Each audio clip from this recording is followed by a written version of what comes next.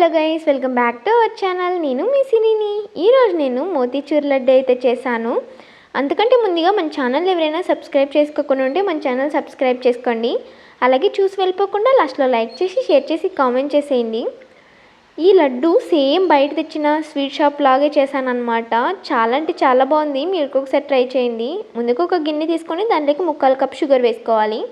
మనం ఏ కప్తో షుగర్ తీసుకున్నామో అదే కప్తో 1 కప్ వాటర్ పోసుకోవాలి.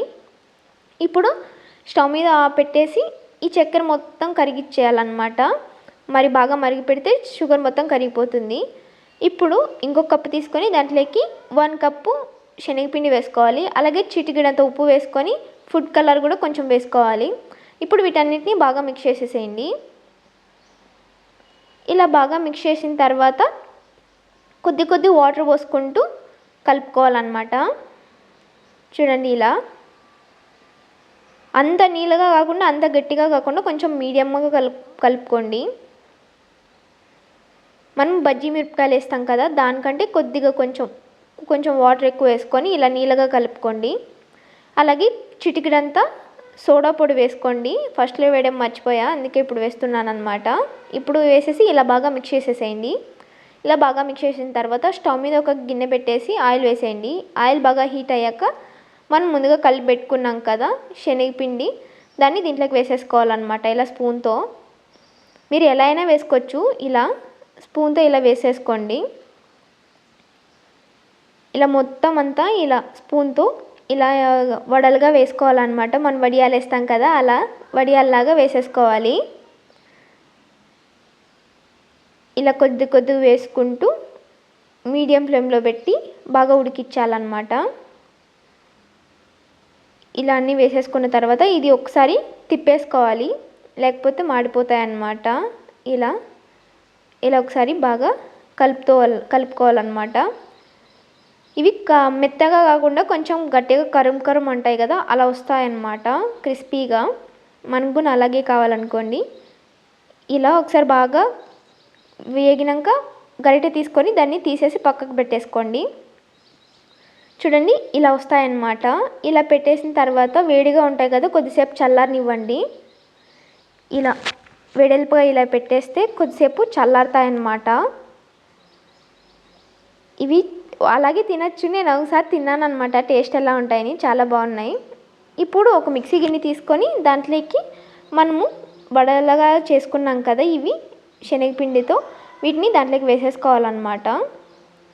ఇలా మొత్తం ఇలా వేసేసుకొని మూత పెట్టేసి మెత్తగా గ్రైండ్ చేసేసి, అంత మెత్తగా కాకుండా మీడియంగా గ్రైండ్ చేయాలన్నమాట. ఇక్కడ పొడిలాగా కాకుండా కొంచెం రవ్వ లాగా ఉంటుంది కదా, అలాగా పొడి చేసుకోవాలన్నమాట. మెత్తగా అయితే గ్రైండ్ చేయకండి. నేను చూపిస్తున్నాను కదా, ఈ విధంగా గ్రైండ్ చేసేసుకోవాలన్నమాట. కొంచెం పలుకుల్లాగే ఇలా చేసుకున్న తర్వాత స్టవ్ మీద మనము పానకం పెట్టాం కదా, నాకు పానకమే అంటాను నేను. దీంట్లోకి కొద్దిగా ఫుడ్ కలర్ వేసాను, ఆ క్లిప్ మిస్ అయింది. కొద్దిగా వేసుకోండి, చిటికెడంత ఫుడ్ కలర్ వేసుకోండి చాలు, ఎక్కువ వేయకండి. హెల్త్కి కూడా మంచిది కాదు కదా, ఏదో వేయాలంటే వేయాలి అంతే. మీకు ఫుడ్ కలర్ ఇష్టం లేకపోతే వేసుకోకండి.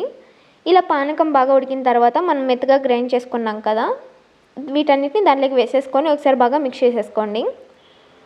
ఇలా మీడియం ఫ్లేమ్లో పెట్టి ఇలా బాగా కలుపుకోవాలన్నమాట. ఇలా కలుపుతూ ఉంటే ఇలా గట్టిగా అవుతూ వస్తుందన్నమాట.